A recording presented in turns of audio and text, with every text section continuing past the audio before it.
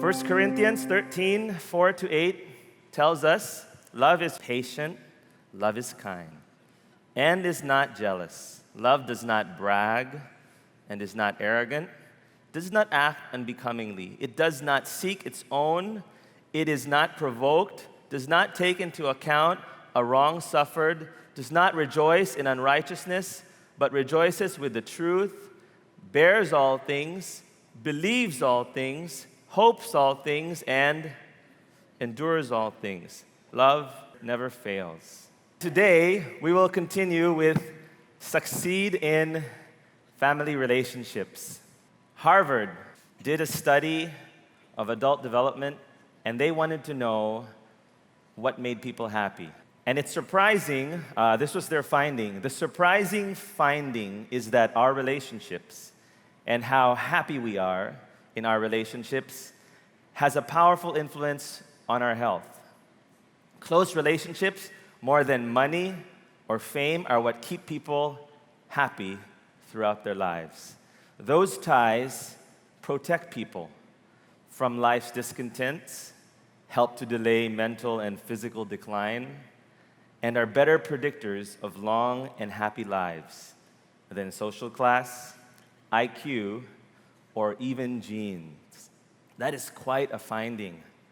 Isn't it interesting? After 80 years of studies, they discovered what Jesus, thousands of years ago, told us when someone asked him, what is the greatest commandment? You know, the greatest commandment, it's like, Jesus, what is the framework for living the right life? You know, what is the best thing I can do with my life? And Jesus said, just like the Harvard study, it's relationships. But he took it one step further. He said, and you shall love the Lord your God with all your heart, with all your soul, and with all your mind, and with all your strength. The first relationship, the greatest relationship. And that's why he came, right? To restore that relationship that was broken by our sin. Then he said, the second is this, and you shall love your neighbor as yourself. There is no other commandment greater than these. It's interesting. The studies match. The truths match. Do you remember the definition of love? Love is an unconditional commitment towards an imperfect person to seek their highest good, which often requires sacrifice, resulting in God's glory. Let me ask, how many of you want to have a happy family? Everyone wants a happy family. And I heard this in a recent workshop I did as a great illustration. You have 20 kids, they all go to a swimming pool, and there's this Olympian, and then the coach says, how many of you want to be an Olympian like this guy? And they all raise their hands. And so he says, come on, let's practice. So they all jump in the pool. And in 30 minutes, 17 are out of the pool, and 3 are left. And the 17 are playing in the small kiddie pool, eating ice cream. If I ask you, who will make the Olympics? You'll say it's one of the 3 that's still swimming. The same way, we all raise our hands and say we want a happy family, but we have to do the work. Everyone has intention, but intention does not equal destination. You have to have the right direction, you have to persevere and move, and then one day you get there. To embrace love, I will talk about 3 things in the context of a marriage and kids. Embrace differences, embrace the other's needs, and embrace imperfections. Husbands, likewise, live with your wives in what? An understanding way. Now, if you're not married, you still have a spiritual family. You still have brothers and sisters in Christ in this room. Spiritual children who are your disciples. You'll have a spiritual father, whoever's mentoring you, and we need to work on those relationships too. So, on differences, right?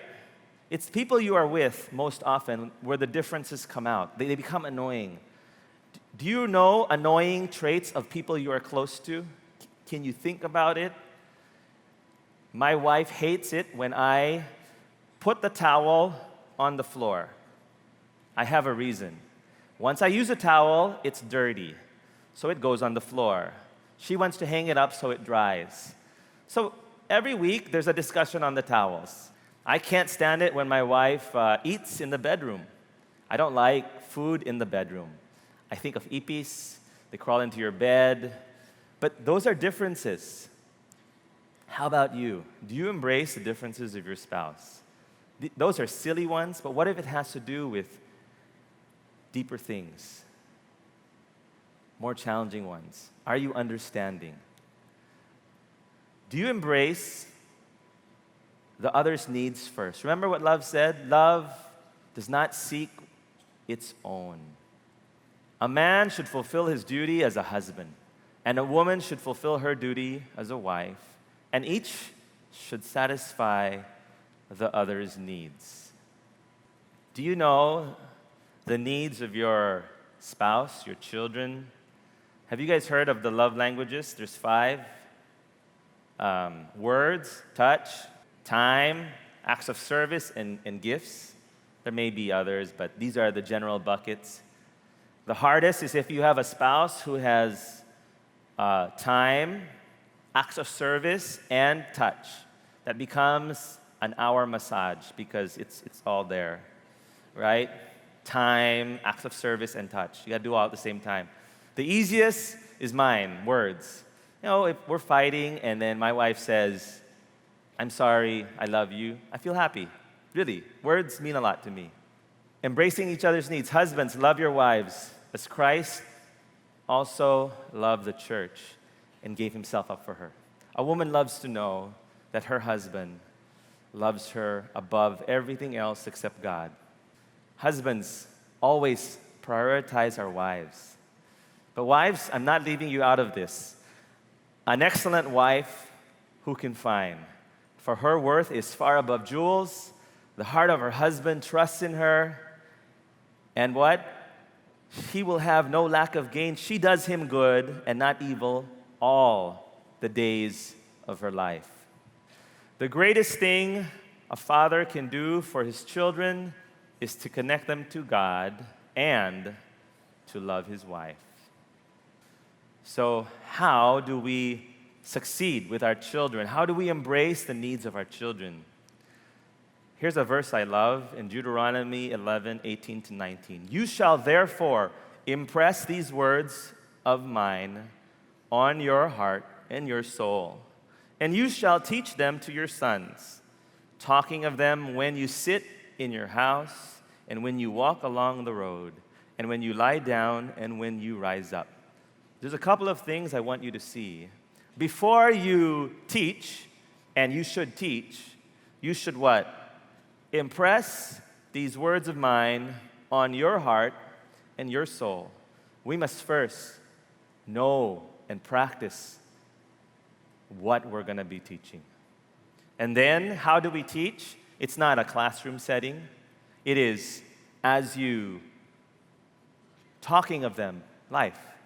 When you sit in your house, dinner, when you walk along the road, travel, or just walk somewhere, so as a lifestyle.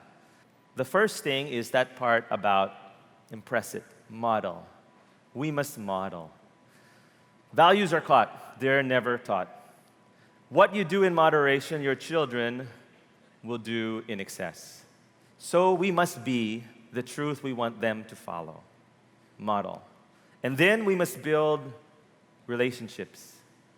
Rules without relationship lead to rebellion. Truth without relationship leads to rejection, and discipline without relationship will lead to anger. Many parents have asked me, how did you, a gaming addict, stop? Or how did your parents manage it? Because our relationship was strong, there was conflict, but I always knew that they loved me, even as they tried to control my addiction to gaming. Yes, I got mad, I get frustrated, but the relationship held me there. It prevented me from rebelling completely. So that's very important. I tell parents, if you don't have a relationship, it's going to be tough. Then instruction, we must teach. Children, when they are born, do not know how to do much. Everything is taught. If we don't take ownership of what they learn, it's going to be difficult. So embrace the needs, model, relationship, instruction, and under instruction, we have to discipline. So there is a time to discipline, You cannot all be like best friends. But there's also the importance of two other things, and I wanted to emphasize this: identity and inspiration. Identity and inspiration.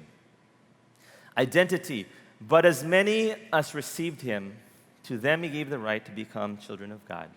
It is important for your children to know who they really are.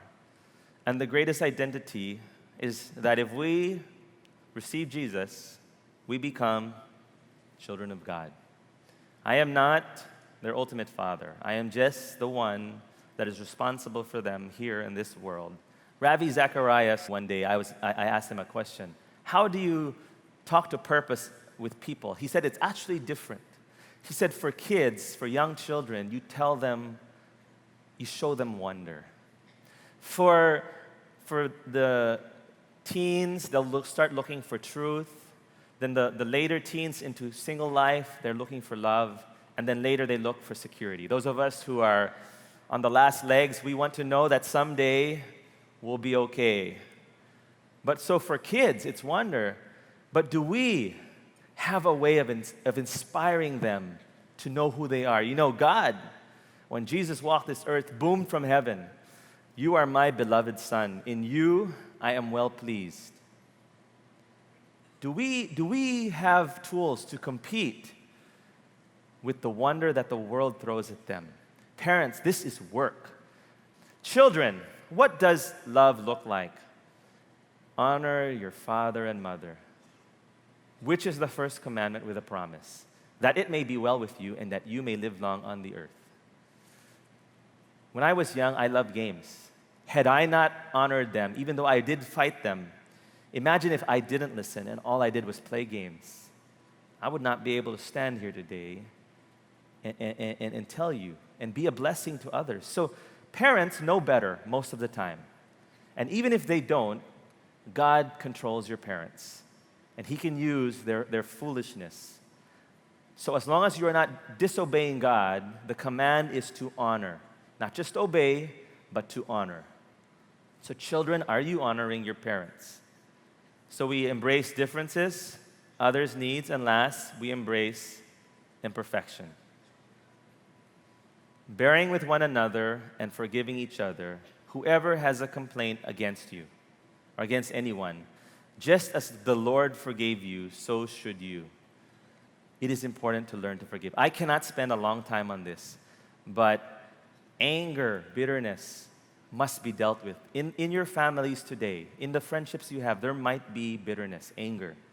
This must be dealt with. It'll be hard for love to flourish if there is unforgiveness. Where does your love come from? If it comes from your will, from your strength, from being inspired by a message, you will be like Bolivia's second largest lake. It became a dry salt pan. It's now gone. The love will not last. Life is hard. It's easy to be here on Sunday, but then when issues happen, financial problems, health problems, the weight of the world comes, your love will dry. But we remember that I said I wanted to go back to that idea. And I replaced the title True Success with this: the source of love, or true love, becoming all that God wants you to be,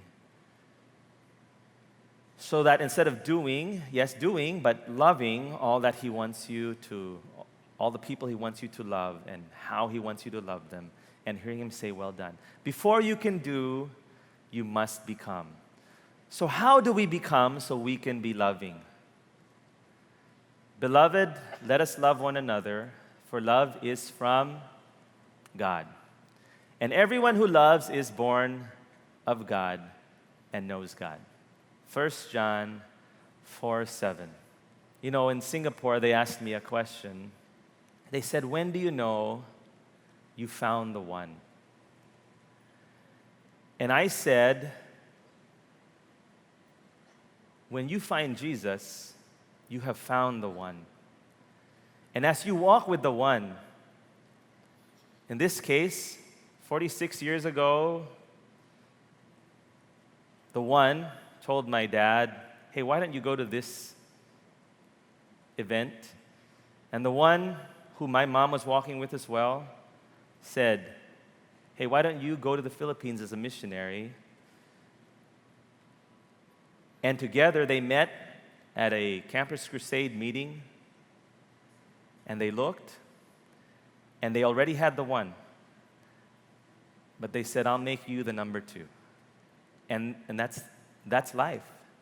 There can only be one. There's no such thing as finding the one. That's human. There is finding the one, and it is God Himself. And if you want to walk life right, you have to find that.